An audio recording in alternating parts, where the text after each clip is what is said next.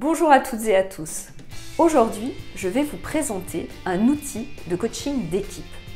Cet outil s'intitule le cercle de connaissances.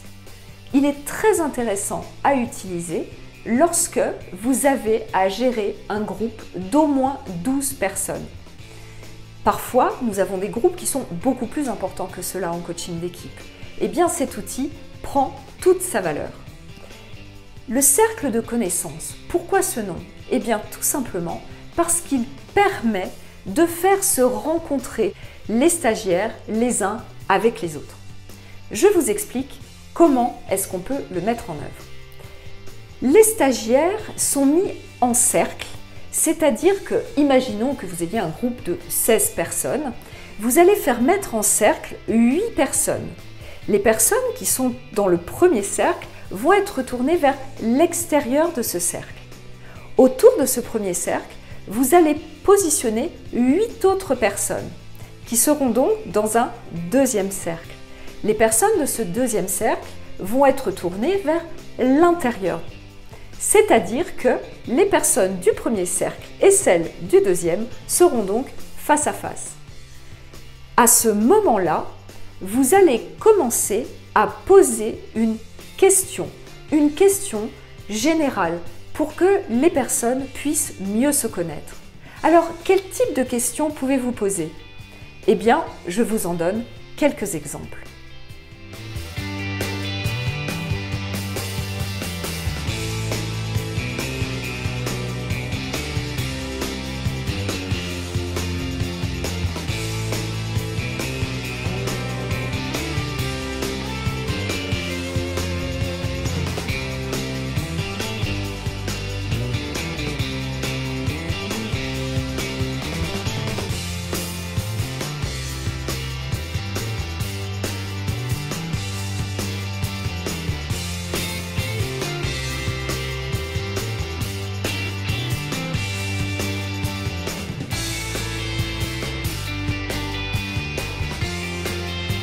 Les personnes sont donc positionnées face à face.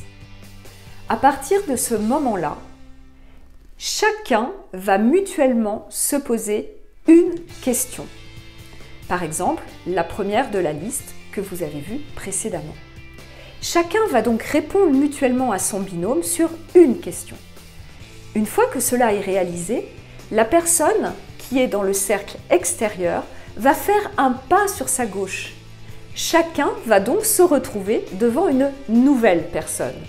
Et ce nouveau binôme va donc se poser la deuxième question de la liste. Bien évidemment, à chaque fois, c'est vous, en tant que coach, qui allez lancer la question. Petit conseil, parfois vous n'aurez pas la place, en fait, de mettre les personnes en cercle. Cela m'est déjà arrivé plusieurs fois. Eh bien, l'astuce, c'est qu'au lieu de les mettre en cercle, vous les mettez tout simplement en ligne, l'un en face de l'autre, et de la même façon, vous faites passer une personne d'une des deux lignes sur sa gauche. Bien sûr, à un moment donné, il y a une personne qui se retrouvera tout au bout et qui devra revenir au bout de la ligne. C'est un petit peu moins pratique, mais ça marche très bien dans une salle où vous n'avez pas la place de mettre les personnes en cercle. J'espère que cette vidéo vous a été utile. À très bientôt!